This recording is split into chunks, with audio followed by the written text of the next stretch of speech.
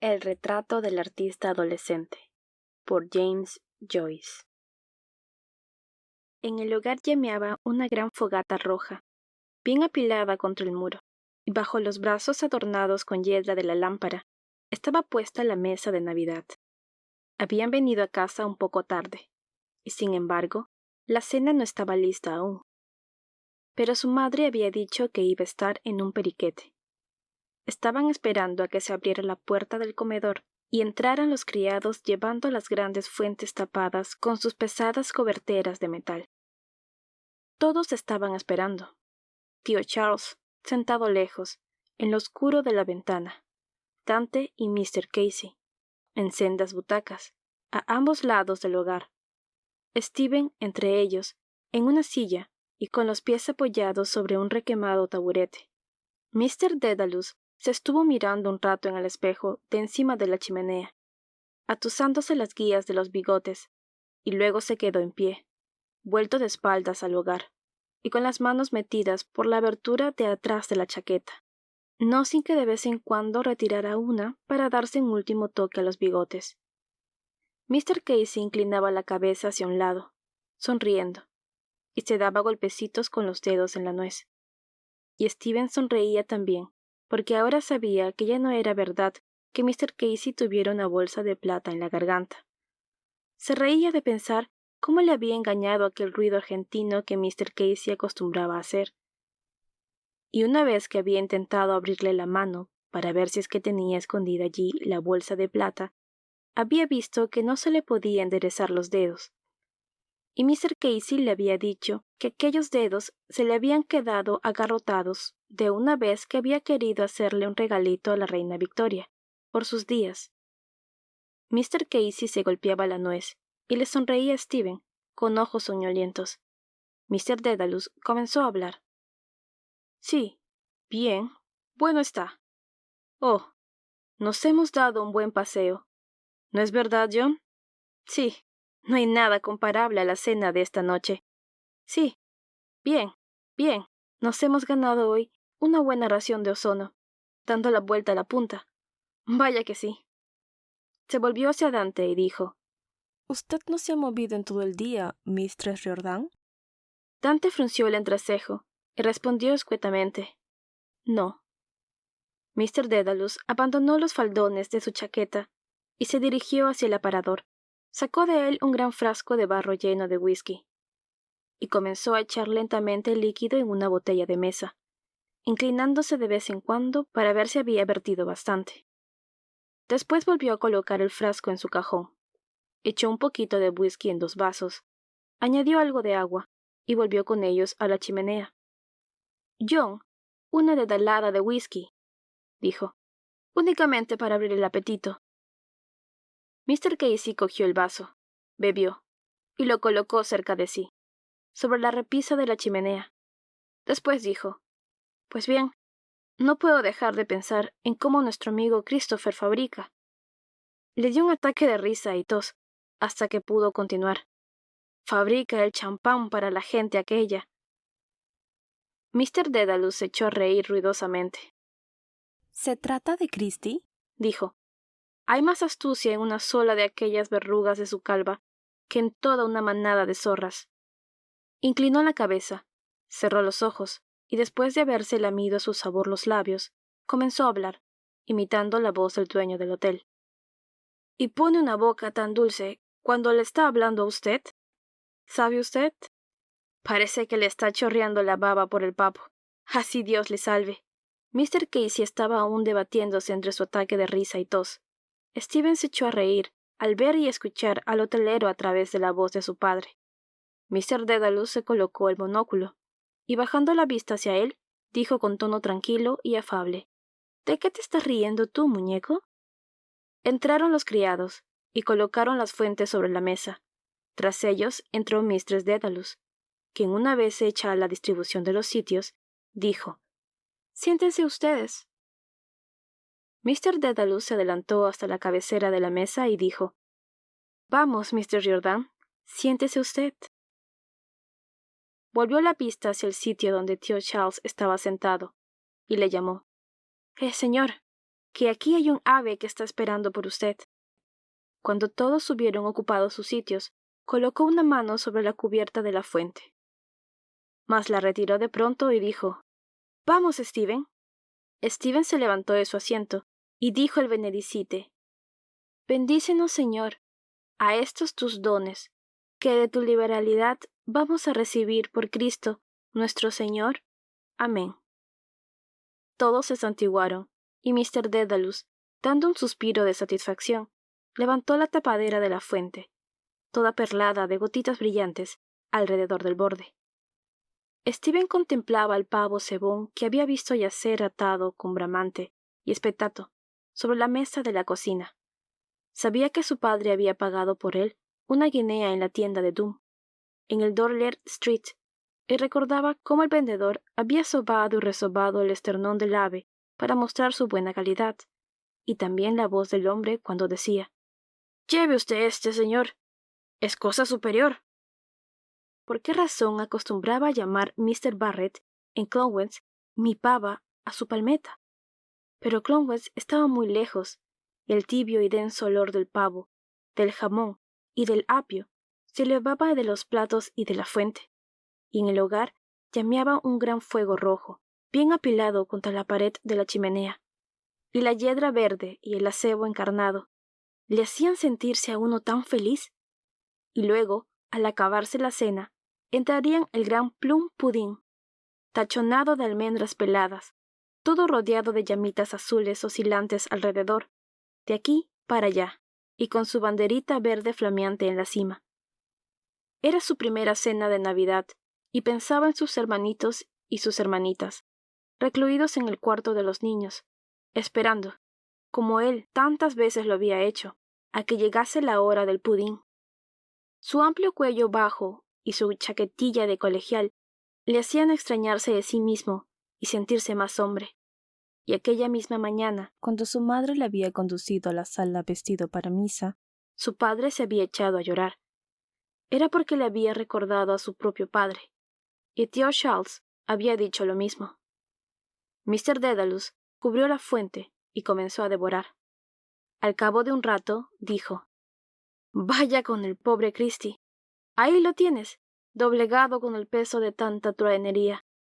Simón», dijo Mistress Dedalus, «mira que no has servido salsa a Mistress Riordan». Mr. Dedalus cogió la salsa. «¿Es posible?», exclamó. «Mr. Riordan, tenga usted compasión de este pobre ciego». Dante puso ambas manos sobre el plato y dijo: «No, gracias». Mr. Dedalus se volvió entonces hacia tío Charles. «¿Cómo anda usted de esto, señor?» «Ando que ni una locomotora, Simón». «¿Y tú, John?» «Perfectamente. Preocúpate de ti mismo». «Mary?» «Mira, Stephen, aquí hay algo para que se te rice el pelo». Vertió salsa en abundancia en el plato de Stephen y volvió a colocar la salsera sobre la mesa. Después preguntó a tío Charles si estaba tierno.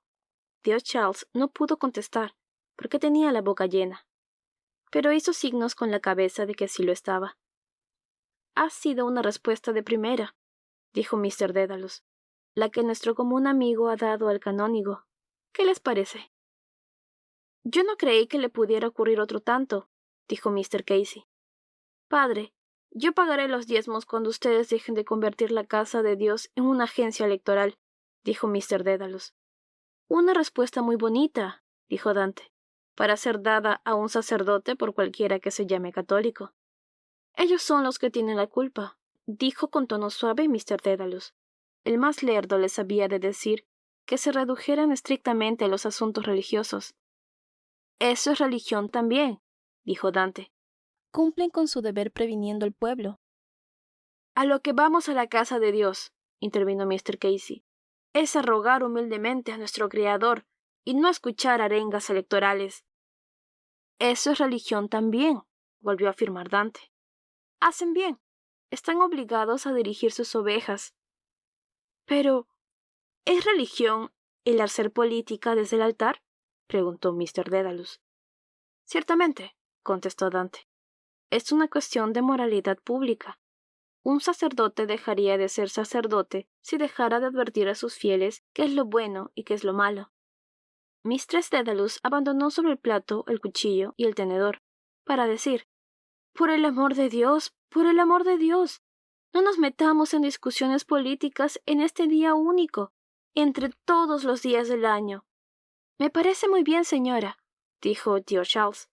«Vamos, Simón, ya es bastante. Ni una palabra más sobre el asunto». Sí, dijo rápidamente Mr. Dedalus. Destapó impetuosamente la fuente y añadió: «Vamos a ver. ¿Quién quiere más pavo?». Nadie contestó. Dante volvió a insistir: «Bonito lenguaje en boca de un católico». Mistress Riordan, le suplico, dijo Mistress Dedalus, que deje ya el asunto en paz. Dante se volvió hacia ella y exclamó: «¿Pero es que he de estar aquí sentada con tanta calma, oyendo que se hace mofa de los pastores de mi iglesia? Nadie tendrá lo más mínimo que decir contra ellos, simplemente con que se reduzcan a no mezclarse en política», dijo Mr. Dedalus. «Los obispos y los sacerdotes de Irlanda han hablado», dijo Dante. «Hay que obedecerles». «Que abandonen la política», agregó Mr. Casey, «o el pueblo abandonará su iglesia». «¿Oye usted?», exclamó Dante, volviéndose hacia Mistress Dedalus. «Mr. Casey, Simón, vamos a dejarlo ya de una vez». «Demasiado fuerte, dijo tío Charles. «¿Pero qué? ¿Es que habíamos de hacerle traición solo porque nos lo mandaron los ingleses?». «Se había hecho indigno del mando», dijo Dante. «Era un pecador público». «Todos somos pecadores, y empecatados pecadores», masculló fríamente Mr. Casey. «Ay de aquel por quien el escándalo se comete», dijo Mistress Riordan. «Más le valdría atarse una rueda de molino al cuello y ser arrojado a los profundos del mar antes que escandalizar a uno de mis pequeñuelos». Tal es el lenguaje del Espíritu Santo. «Y muy mal lenguaje, si he de decir mi opinión», dijo con frialdad Mr. Dedalus. «Simón, exclamó tío Charles. «¡El niño!».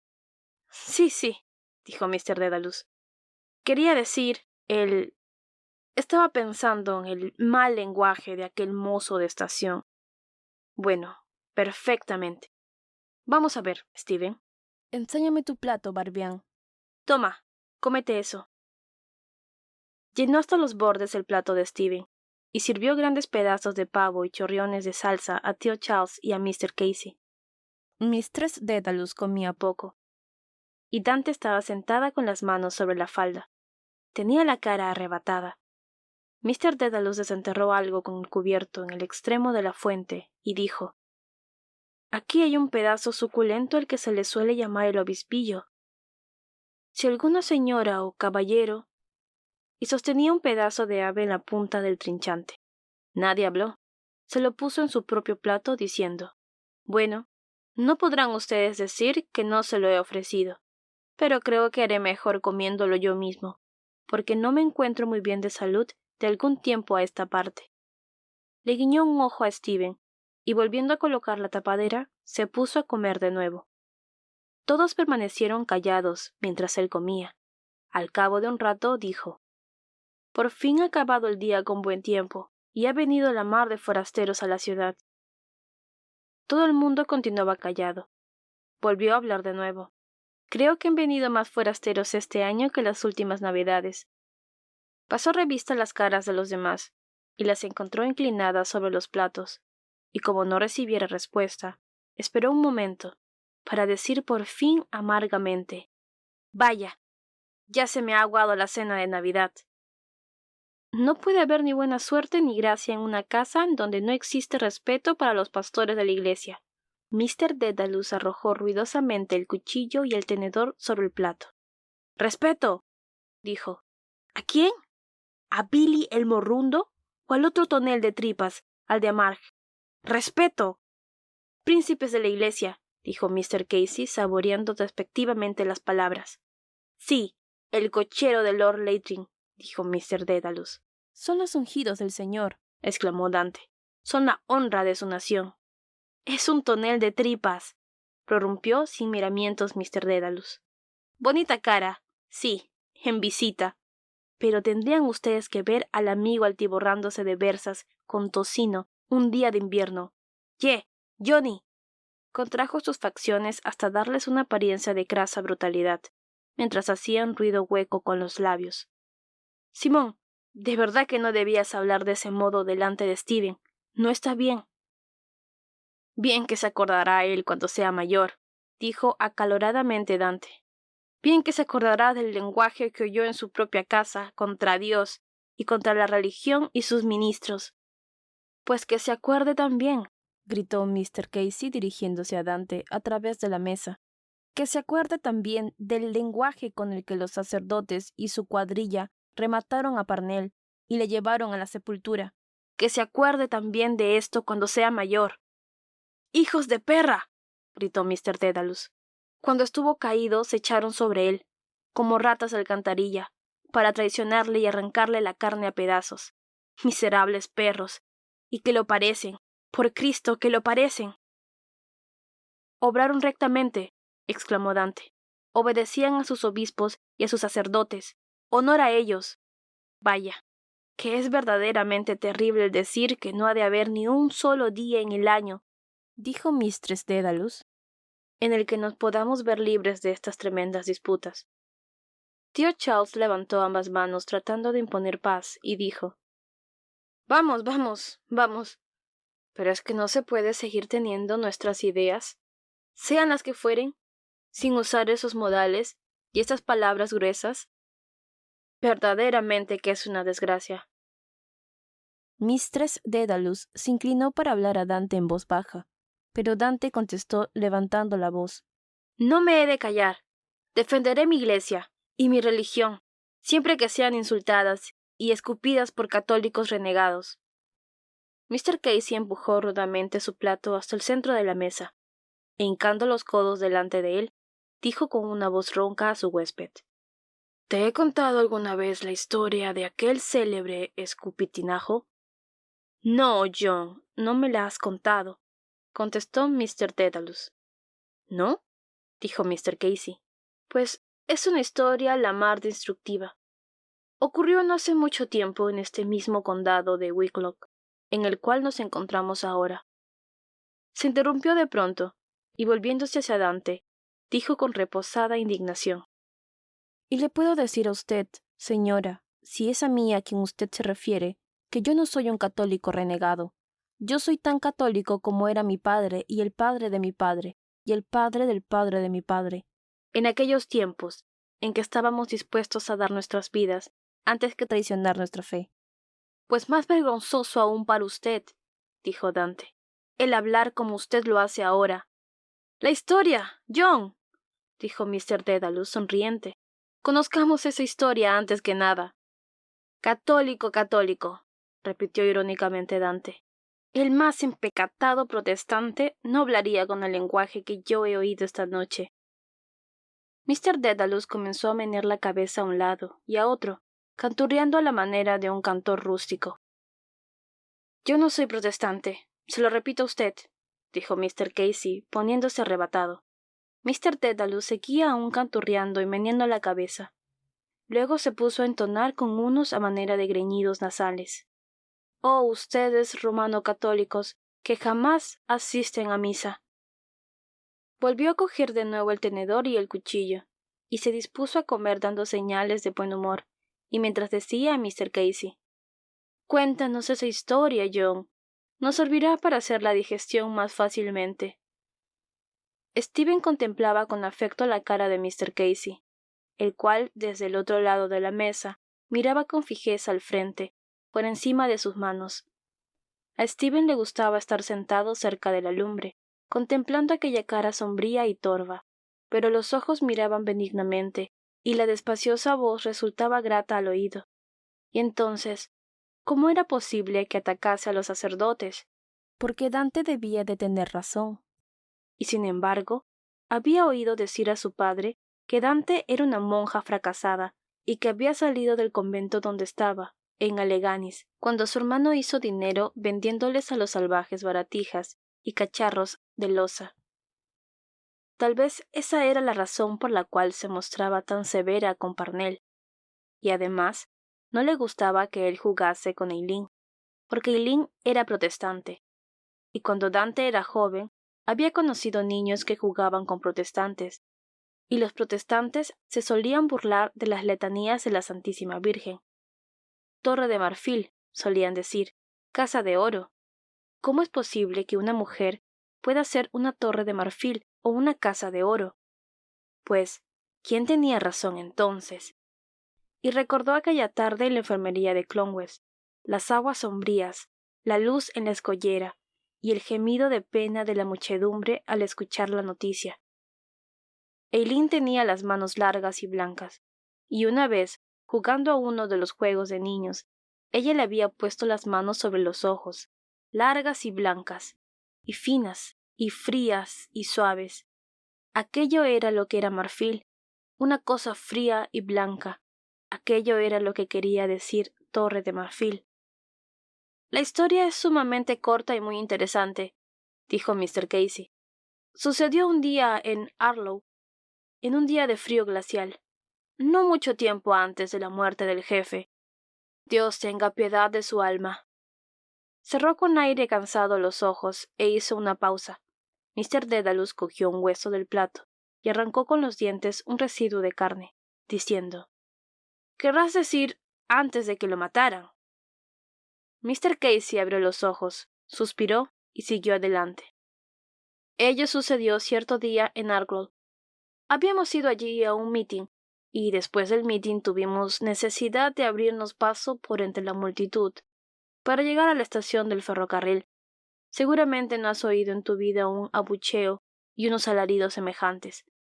Nos llamaban todas las cosas que se pueden llamar en este mundo, y había allí entre la gente una arpía vieja, amiga del mozo, que debía ser, por cierto, que todos los insultos me los dedicaba a mí. Andaba todo el tiempo danzando entre el barro en torno a mí, desgañitándome y gritándome a la cara: «¡Perseguidor del clero! ¡Los dineros de París! ¡Mr. Fox! ¡Kitty O'Shea!» «¿Y qué hacías tú?», preguntó Mr. Dedalus. Yo le dejaba que se desahogara a placer. Era un día frío, y para reconfortarme tenía, con el perdón de usted, señora, una brizna de tabaco de Tullamore en la boca, y desde luego no podía hablar palabra, porque mi boca estaba llena de jugo de tabaco. ¿Y? Verás, con que la dejo que se desaguiñe a su favor gritando Kitty O'Shea, y todo lo demás, hasta que va y da a esta dama un nombre que yo no me atrevería a repetir aquí, por no manchar esta cena de Navidad. Ni sus oídos de usted, señora, ni aun mis propios labios. Hizo otra pausa. Mr. Dedalus, apartando la cabeza del hueso, preguntó: «¿Y tú? ¿Qué hiciste, John?» ¿Qué hice?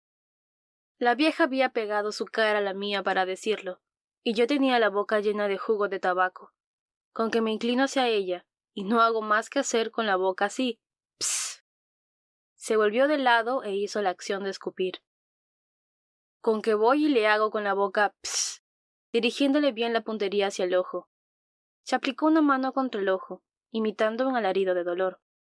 «¡Ay, Jesús, María y José!», gritó la vieja. «¡Que me han cegado! ¡Que me han anegado!». Se detuvo con un ataque de risa y tos, repitiendo a intervalos: «¡Que me han cegado completamente!». Mr. Dedalus se reía sonoramente a carcajadas, echándose hacia atrás, en la silla, mientras tío Charles meneaba la cabeza a un lado y a otro. Dante parecía terriblemente furiosa, y repitió mientras los otros reían: «Muy bonito, ja, muy bonito». No estaba bien aquello de escupirle a una mujer en el ojo. Pero, ¿cuál era el nombre que la mujer había dado a Kitty O'Shea, y que Mr. Casey no se atrevía a repetir? Se imaginó a Mr. Casey avanzando entre una multitud de gente y echando discursos desde una vagoneta. Era por eso por lo que había estado en la cárcel. Y recordaba que una noche el sargento O'Neill había venido a casa y había estado hablando en voz baja con su padre, en el vestíbulo, mientras mordía nerviosamente el burbuqueo de la gorra. Y aquella noche no había ido Mr. Casey a Dublín en el tren, sino que un coche había venido hasta la puerta, y él había oído decir a su padre algo acerca de la carretera de Cabinteely. Mr. Casey era partidario de Irlanda y de Parnell, y lo mismo su padre, y Dante había sido también así a lo primero, porque una noche que estaba tocando la banda en la explanada, había golpeado en la cabeza con un paraguas a un caballero que se había descubierto al ejecutar la banda. Al final, el God Save the Queen. Mr. Dedalus dio un bufido de desprecio. «¡Ay, John!», dijo. «Somos una raza manejada por los curas, y lo hemos sido siempre, y lo seremos hasta la consumación de los siglos».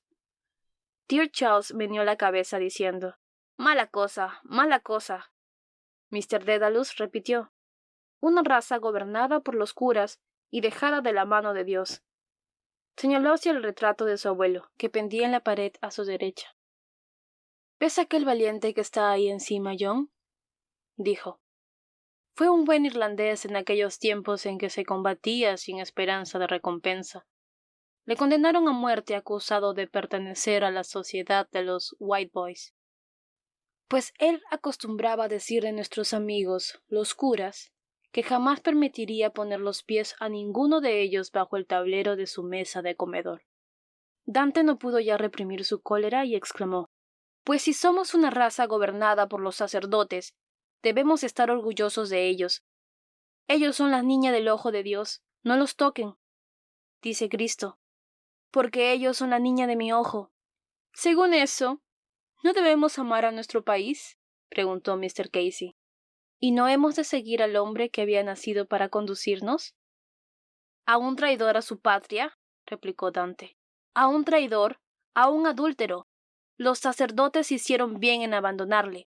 Los sacerdotes han sido siempre los verdaderos amigos de Irlanda». «¿Qué me cuenta? ¿En serio?», dijo Mr. Casey. Dejó caer el puño sobre la mesa, y frunciendo el entrecejo coléricamente, se puso a contar por los dedos, enderezándolos uno a uno. ¿Acaso no nos hicieron traición los obispos de Irlanda en tiempos de la Unión, cuando el obispo Lanigan dirigió un mensaje de lealtad al marqués Cornwall? ¿No vendieron los obispos a los sacerdotes las aspiraciones de su propio país en 1829, a cambio de obtener la emancipación católica? ¿No desaprobaron el movimiento feniano desde el púlpito y el confesionario? ¿Y no profanaron las cenizas de Terence Billiot McManus? Tenía el rostro resplandeciente de cólera, y a Stephen se le arrebataban también las mejillas, solo de la conmoción que aquellas palabras causaban en él. Mr. Dedalus lanzó una risotada de desprecio. «¡Por Dios!», exclamó, «que se nos olvidaba el chiquitín de Paul Cullen, otra niña del ojo de Dios». Dante avanzó el cuerpo por encima de la mesa y gritó dirigiéndose a Mr. Casey: «¡Han hecho bien! ¡Han hecho bien! Han obrado siempre bien. Dios, moralidad y religión son antes que nada». Mistress Dedalus, viendo su exaltación, le dijo: «Mistress Riordan, no se exalte contestándoles». Mr. Casey levantó un puño crispado y lo dejó caer sobre la mesa con estrépito. «Muy bien», gritó con voz ronca. «Pues si vamos a parar ahí, que no haya Dios para Irlanda». «John, John», exclamó Mr. Dedalus, cogiéndole por la manga de la chaqueta.